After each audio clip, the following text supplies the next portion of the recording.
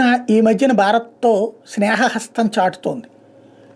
మన మీద పన్నులు తగ్గిస్తాం, లేకపోతే మన గాల్వన్ లోయని వెనక్కిపోయారు, అనేక చోట్ల వెనక్కిపోయారు, అరుణాచల్ ప్రదేశ్ మాట ఎత్తట్లేదు, వివాదాస్పద అంశాలు ఎత్తట్లేదు.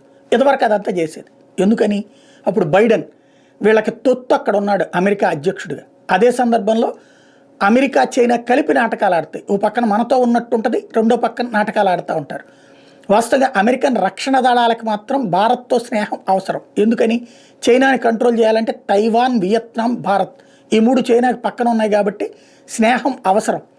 కానీ బైడెన్ లాంటి వాళ్ళు చైనా తొత్తులు అనాలా, లేకపోతే చైనా భావజాలికులు అనాలా, వాళ్ళ పార్టీకి సంబంధించినటువంటి ఏదైతే డెమోక్రాటిక్ పార్టీ ఉంది అధికారంలో అంటే చైనాకి అనుకూలంగానే ఉంటారు, పైకి చైనాకి విభేదం అన్నట్టు నటిస్తూ సాగుతూ ఉంటారు.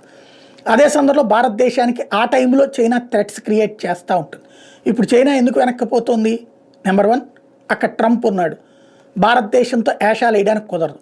భారత్ మీద గెలవడం దానివల్ల కాదు. ఇప్పుడు పాత రోజులు కాదు, నెహ్రూ రోజులు కాదు, కఠినమైనటువంటి వ్యవహారమే ఉంది. ఇంకోటి, యుద్ధం చేస్తే శాశ్వతంగా ఎట్లాంటి ప్రాబ్లమ్స్ ఉంటాయో రష్యా ఉక్రెయిన్ వారు చెప్పిన పాఠం, ఇజ్రాయెల్ హమాస్ వారు చెప్పిన పాఠం, ఈ రెండు కూడా కీలకమైనటువంటి అంశం. మూడవ పాయింట్ వచ్చేటప్పటికి ఇవాళ ట్రంప్ వేసిన టారిఫ్ల దెబ్బకి ఆల్రెడీ 37% వేశాడు.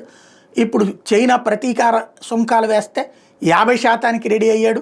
ఓవరాల్గా ఇష్యూ నడుస్తుంది. ఇప్పుడు అమెరికాకి తన వస్తువులు అమ్ముకోలేకపోతే ఎక్కడికి తీసుకెళ్ళి అమ్ముకోవాలా? ఇండియాలో అమ్ముకోవాలి. ఇండియా ఆల్రెడీ రిస్ట్రిక్షన్స్ పెట్టింది, అనేకమైనటువంటి భారీ సుంకాలు వేసింది చైనా మీద. ఇప్పుడు అది తగ్గింపజేసుకుని ఇండియాలో తన మార్కెట్ విస్తరించుకోవడానికి, ఎందుకంటే అమెరికా మొత్తం కలిపితే 40 కోట్లు ఉంటారు, కానీ డబ్బులు ఎక్కువ ఉంటుంది.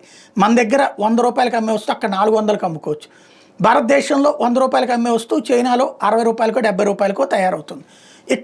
ఇక్కడ మంచి మార్కెట్ వాళ్ళకి.